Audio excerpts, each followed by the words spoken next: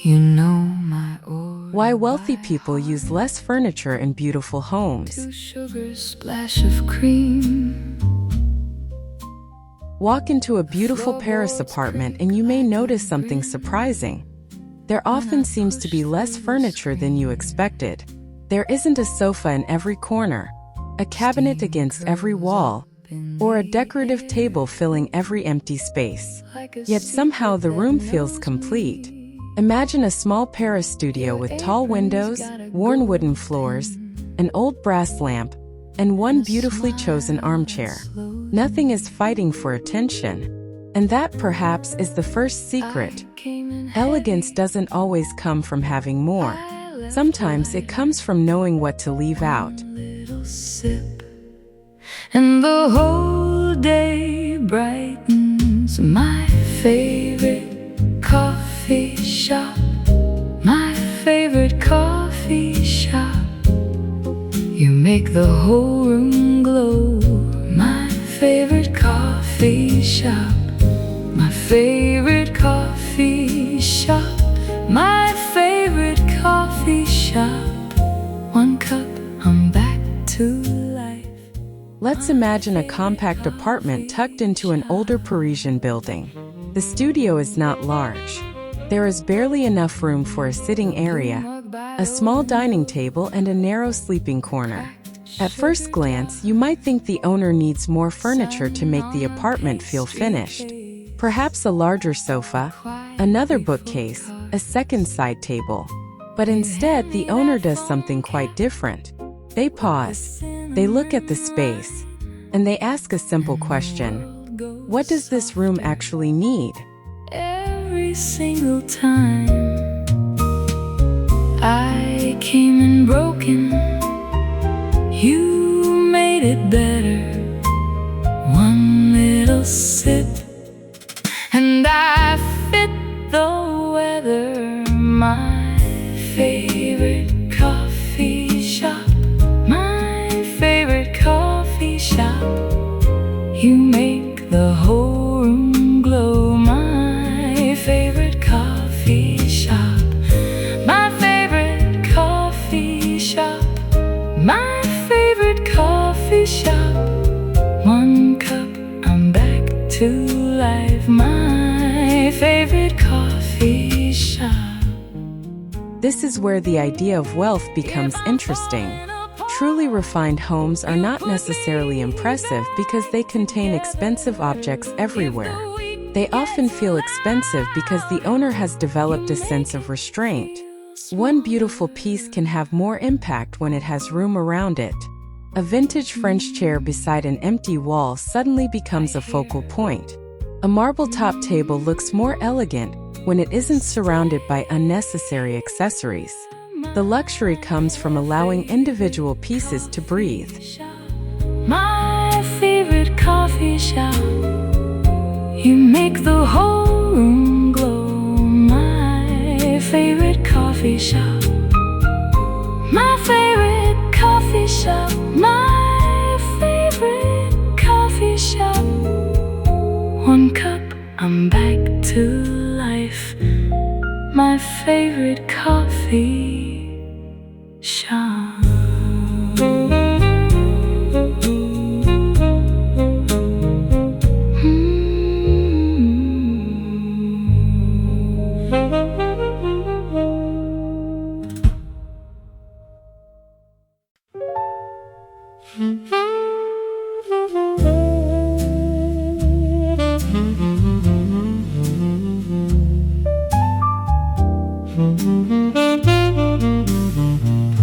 You know my order by heart. Think about walking into a room where every wall is occupied. There is a sofa, 2 chairs, 3 cabinets, several tables, baskets, lamps, artwork, and perhaps a large television. Even if every object is beautiful, the eye has nowhere to rest. This is particularly noticeable in a small apartment. Furniture begins competing with architecture. Instead of noticing the beautiful molding or tall French windows, you notice how difficult it is to move around. Too much furniture can quietly remove the feeling of luxury. Your apron's got a gold pin and a smile that slows me. I came in heavy, I left lighter. One little sip and the whole day brightens. My favorite coffee shop, my favorite coffee shop. You make the whole room glow. My favorite coffee shop, my favorite coffee shop, my favorite coffee shop. One cup, I'm back to life. My favorite coffee shop. There is something wonderfully French about allowing a little emptiness to remain. An empty corner doesn't necessarily mean the room is unfinished. It can actually make the room feel intentional. In our imagined Paris studio, one corner remains completely open beside the window. Morning light falls across the wooden floor. Nothing occupies that space, and that's precisely why it becomes beautiful. The empty area creates breathing room. It gives the apartment a rhythm, much like a pause in music.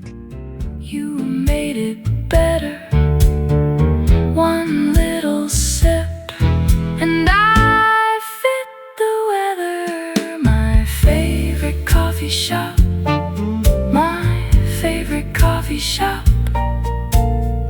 You make the whole room glow. My favorite coffee shop, my favorite coffee shop, my favorite coffee shop. One cup, I'm back to life. My favorite coffee shop. If I'm falling apart, you put me back together. If the week gets loud, you make it feel smaller.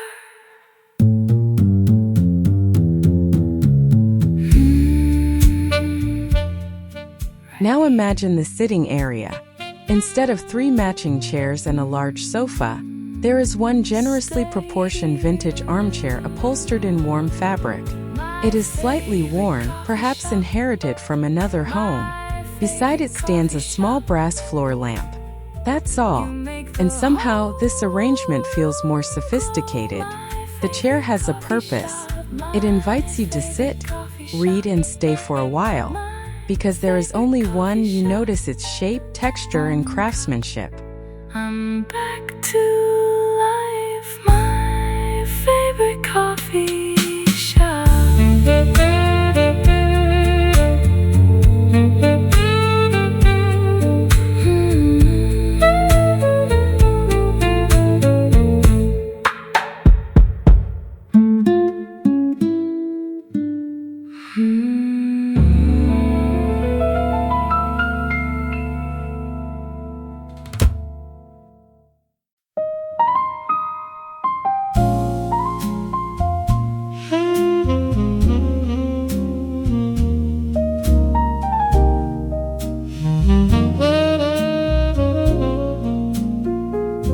You know my order by heart.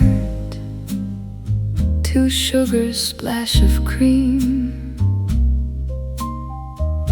The floorboards creak like a grin when I push. When there are fewer objects in a room, quality becomes easier to see. Imagine placing one beautifully crafted wooden cabinet against a pale wall, instead of surrounding it with 5 smaller storage pieces. You notice the grain of the wood. You notice the old brass handle. You notice the subtle imperfections that tell you it has been used and loved. This is one reason older homes can feel so sophisticated. Their beauty isn't necessarily polished perfection. It is character, carefully given room to speak. One little sip and the whole day brightens. My favorite coffee shop, my favorite coffee shop. You make the whole room glow. My favorite coffee shop. My favorite coffee shop. My favorite coffee shop.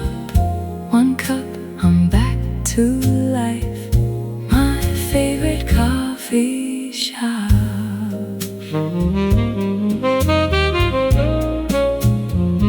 The blue mug by the window, the cracked sugar jar, sun on the pastry case, the quiet before cars. You hand me that foam cap with the cinnamon line, and the world goes softer every single time. I came in broken, you made it better. One little sip, and I fit the weather. My favorite coffee shop. My favorite coffee shop. You make the whole room glow. My favorite. Designers often talk about negative space, but you don't need to be an interior designer to understand it. Simply think about a painting. The artist doesn't cover every inch of the canvas. Empty areas help direct your eyes toward the important details. A room works in much the same way. In our tiny Paris studio, the space between the armchair and the window matters just as much as the armchair itself. The empty floor creates balance, allowing the architecture and furniture to work together.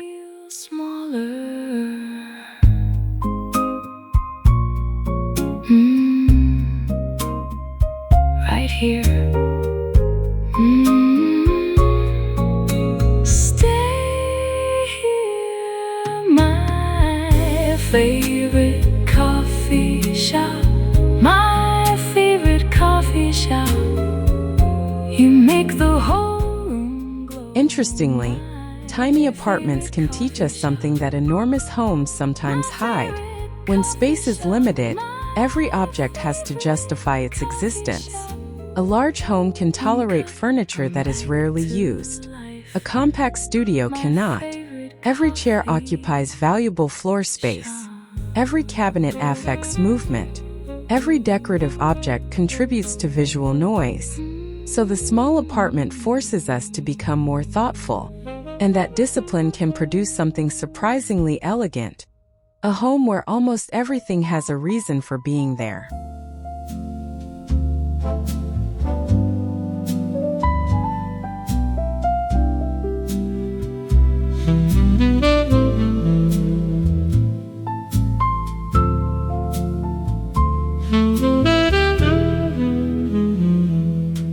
We sat on the hood, paint cold as a vow.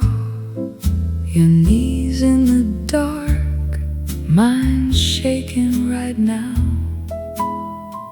Wind took your hair like a flag in the rain. Headlights were asleep, still I felt the change. Don't look back yet, the town is gone. The dark leans in, but we hold on. One of the biggest mistakes people make is furnishing their homes according to an imaginary lifestyle. They buy a huge dining table because they might host 12 people someday. They buy extra chairs because guests might arrive. They purchase storage for things they rarely use. But wealthy-looking interiors often begin with a different question. How do I actually live? If you usually have breakfast alone, perhaps you don't need a massive dining arrangement. If you love reading, perhaps one excellent reading chair matters more than another decorative cabinet. Like a ghost in a room, you traced my hand and the sky went bruised. Far off a train cut the valley in two. I laughed like a lie, 'cause I wanted you.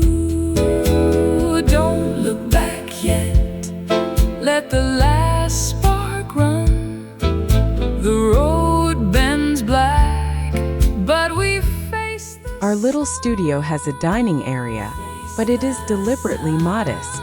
A small round wooden table sits near the kitchen. 2 vintage chairs surround it.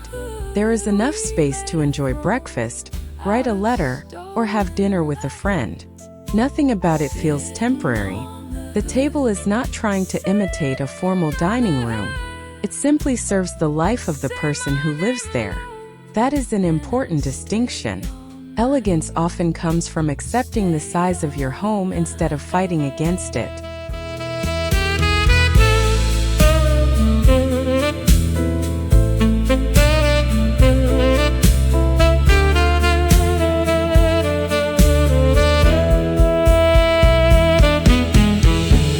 If dawn comes sharp, let it find us here. 2 quiet saints in a machine of fear. 1 hand on glass, 1 hand on mine. The whole world fades when you cross that line. Cross that line, sitting on the hood, sitting on the hood. We made a throne out of stolen light. Sitting on the hood, sitting on the hood. Another surprising lesson is that not every wall needs decoration. In a compact Paris apartment, an empty wall can highlight the architecture beautifully. Perhaps there is 1 framed painting on an adjacent wall, leaving the other mostly untouched. The result is calm.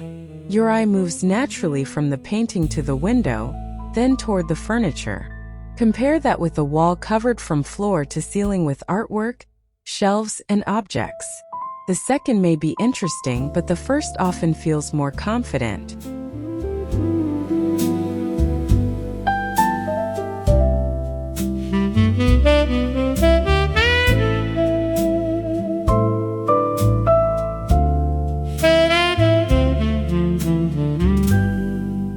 We sat on the hood, paint cold as a vow, your knees in the dark, mine's shaking right now.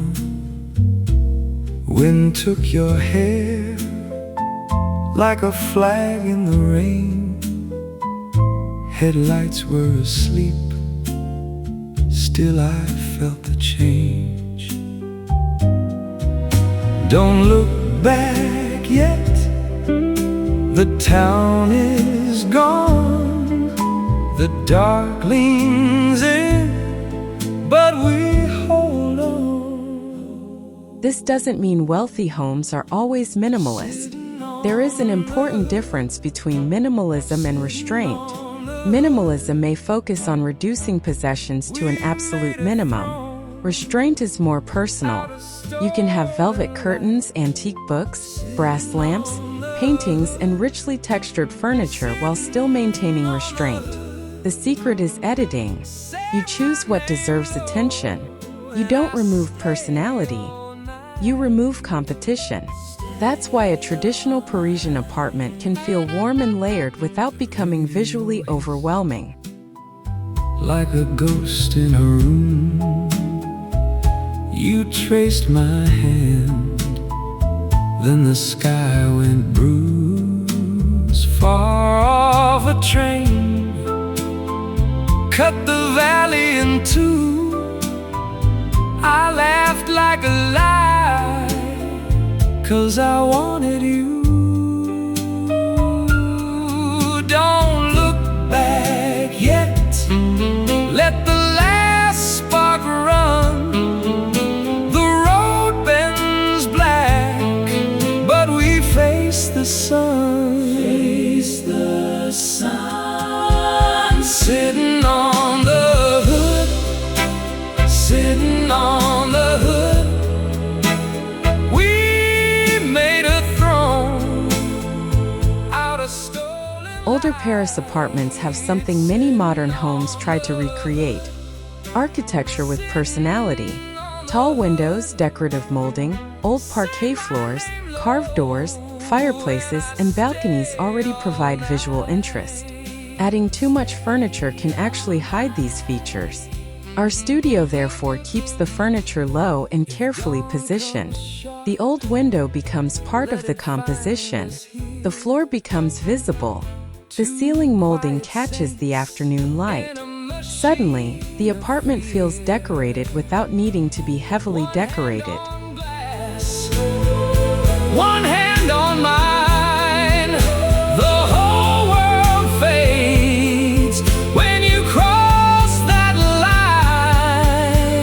Cross that line. Sitting on the hood, sitting on the hood. We made a throne out of stolen light. Sitting on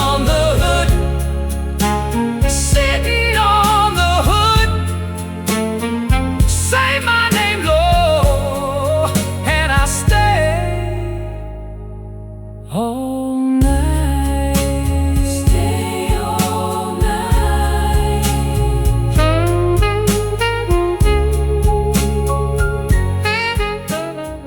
There is another form of luxury that rarely appears in furniture catalogs: the freedom to move comfortably.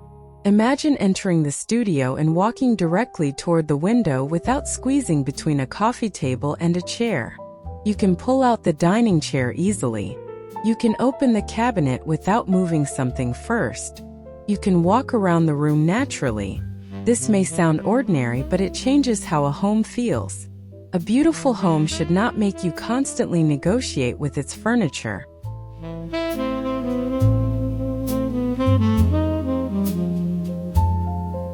My badge hangs heavy on the lanyard of my neck, inbox full of little fires and a blinking stack of debt.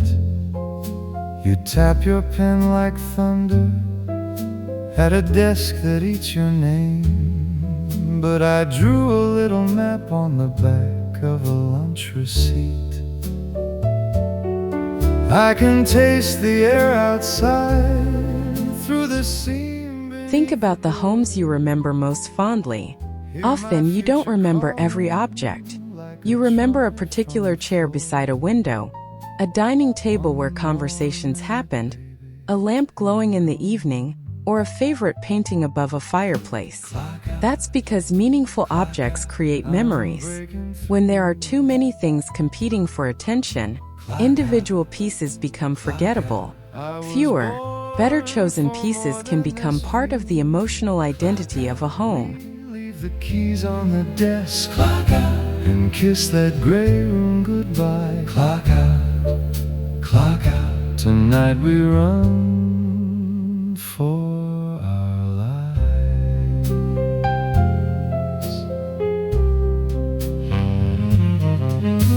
The copier's coughing paper like a tired old machine. The plant on 7B has seen the worst of everything.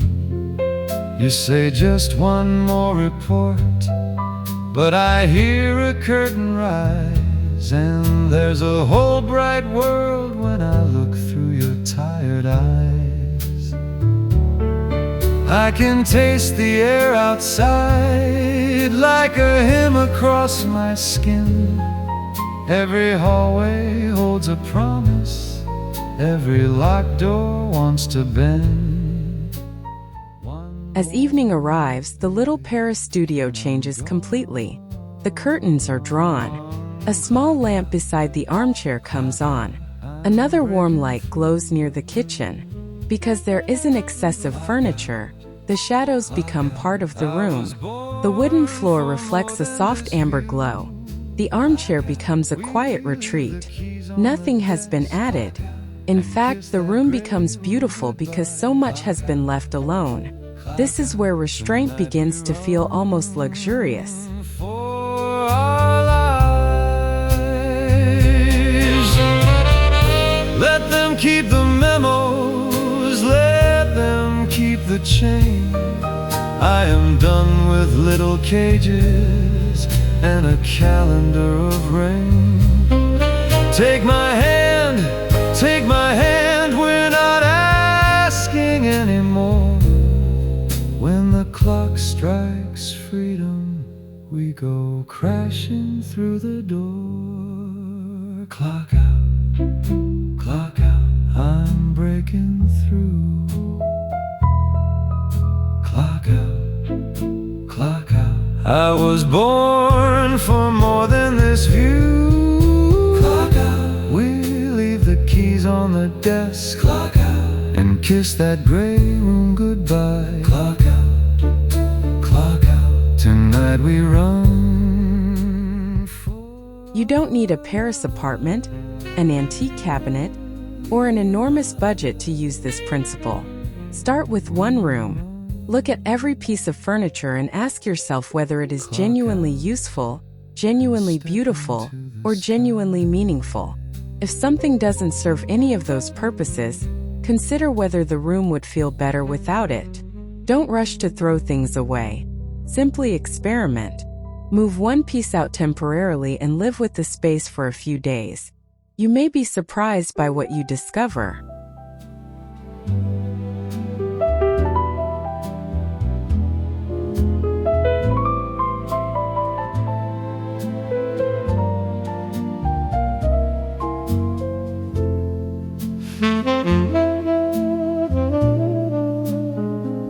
My badge hangs heavy on the lanyard of my neck, in box full of little fires and a blinking stack of debt. You tap your pen like thunder at a desk that eats your name. But I drew a little map on the back of a lunch receipt. I can taste the air outside through the seam beneath the door. Hear my future calling like a trumpet from the floor. Think of furnishing as editing a story. Your home already has a story to tell. Perhaps it is about travel, family, books, art, or the simple pleasures of everyday life. Furniture should support that story rather than overwhelm it. In our tiny Paris studio, every item contributes something. The old chair provides comfort, the wooden table provides function, the brass lamp provides warmth, and the painting provides personality. Nothing needs to shout. Together, they create a quiet narrative. Tonight we run for our lives.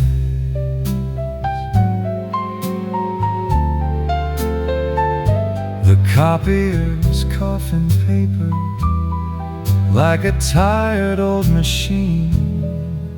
The plant on 7B has seen the worst of everything. You say just one more report, but I hear a curtain rise, and there's a whole bright world when I look through your tired eyes. I can taste the air outside like a hymn across my skin.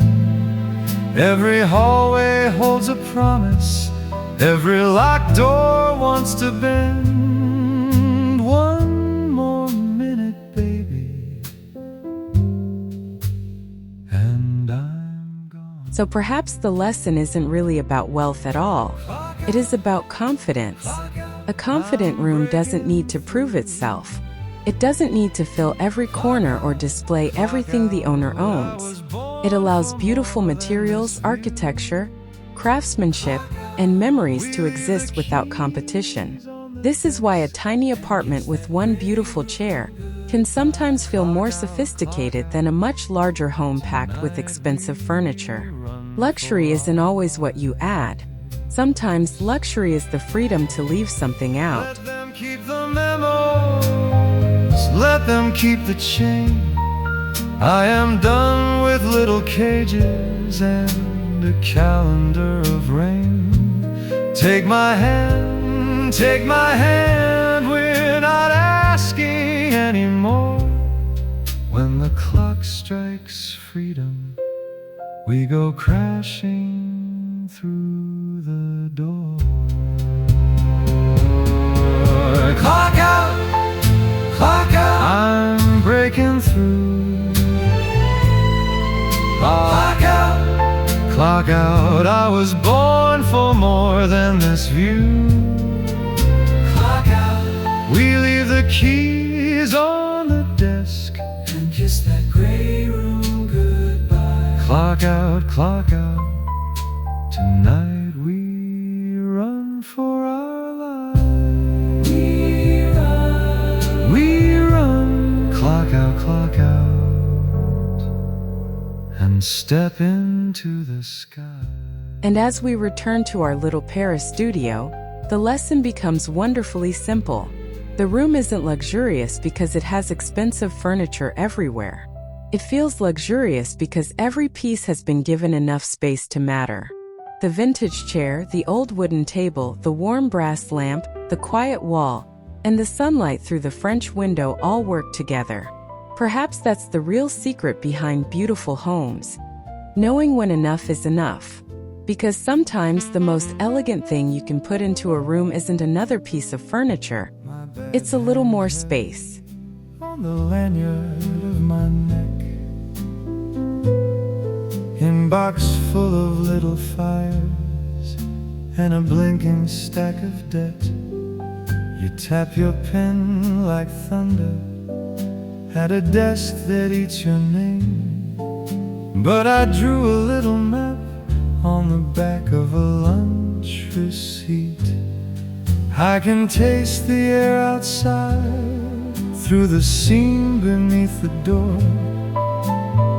Hear my future calling like a trumpet from the floor. One more minute, baby,